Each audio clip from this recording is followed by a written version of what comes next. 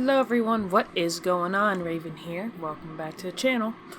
Today I'm looking at a forensics college website that is saying some of the 10 cold cases that have actually been solved. Number 1 is cold case murder of Crystal Beslenowicz of 1995. I'm just going to call her Crystal. A determined cop who was the original investigator into the murder of Crystal 18 years ago in Utah helped bring resolution to this case.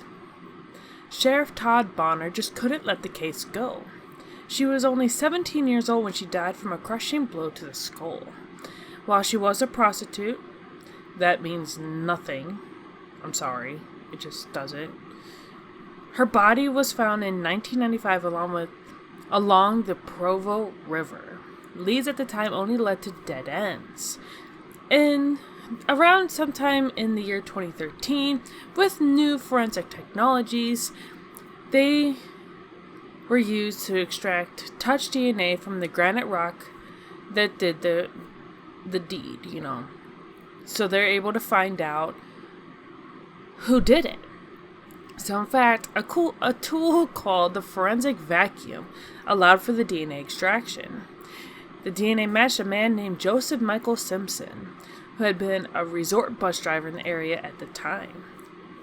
Now, as of when this was made, 46-year-old, he was arrested in Florida in September of this year.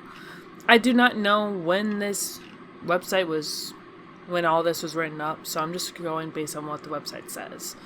Number 2, the disappearance of Sherry Miller and Pam Jackson of 71.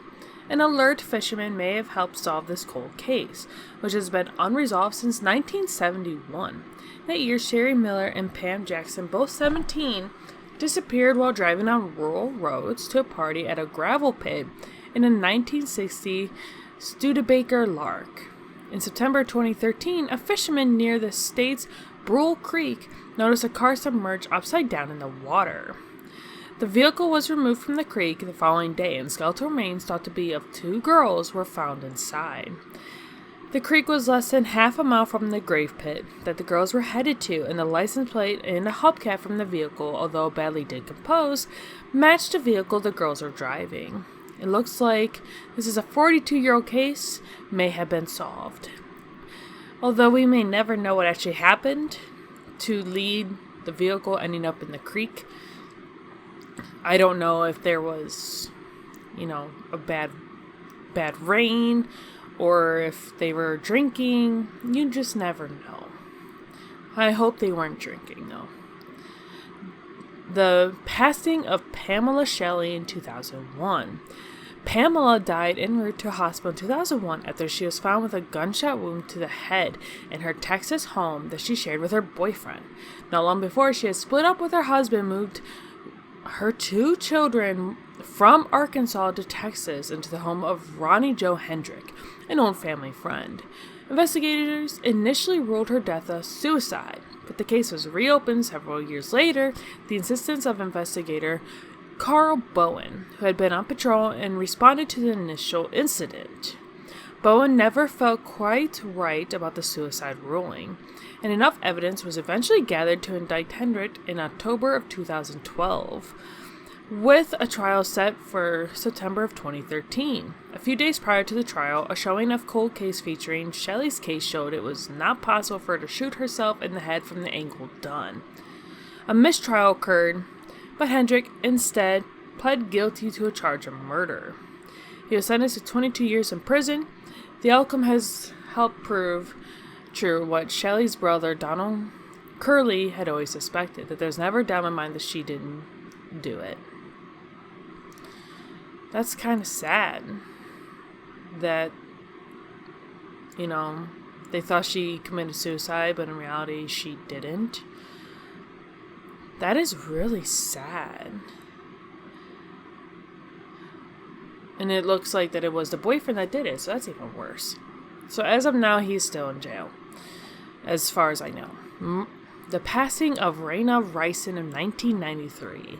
It had not been quite clear what happened to Raina Rison when at age 16 she disappeared in 93 to be found dead a month later in an Indiana pond by a fisherman. The case was ruled a homicide, and in 1993 aired on America's Most Wanted. It remained unsolved until just this year, when this was published, I guess, when an arrest was made involving her former boyfriend, Jason Tibbs, who was now 38. In August, prosecutors charged Tibbs with allegedly strangling her to death following an argument about the two of them getting back together. It was not forensic evidence, but the July 2013 testimony of a former friend, Eric Freeman, who said he saw Tibbs strangle her and then assisted him in disposing of her body in the pond. The defense has questioned the credibility of Freeman's statement, given that prosecutors offered him immunity. It's not clear what the outcome of the criminal proceedings against Tibbs will be, as of this point it being written. At least the Rison's family now has some idea of what might have happened when she disappeared that evening. Again, the way that I'm describing all this to you is based on what the site says, so please do not get mad at me about saying something wrong. I'm just reading as the site shows it. The passing of Sarah Lynn Wineski of 2005. Sadly enough, when the death of a homeless or transient person occurs, not as much attention will be given to solving the crime. This was not the case with transient Sarah Lynn Wineski, who was found strangled and assaulted horribly outside a then Ronald McDonald House in St. Petersburg, Florida in 2005.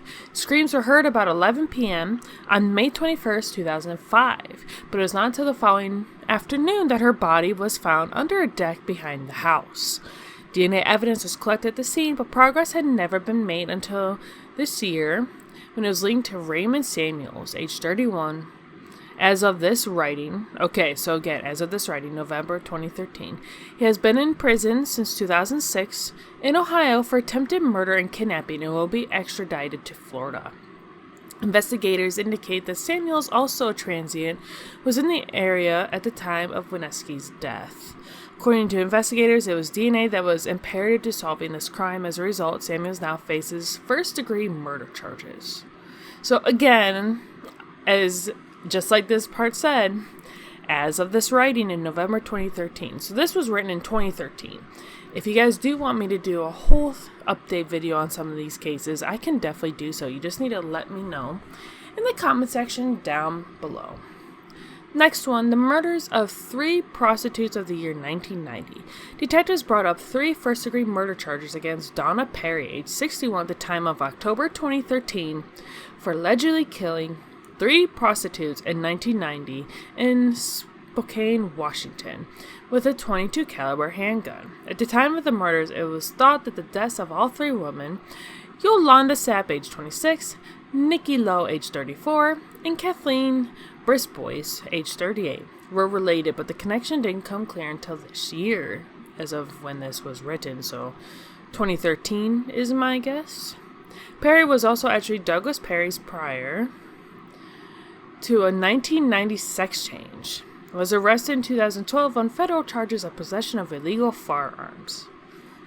The investigation into the deaths of the 3 women had been reopened in 2005 with DNA evidence submitted. In 2009, sent through a federal database, eventually matched to Perry.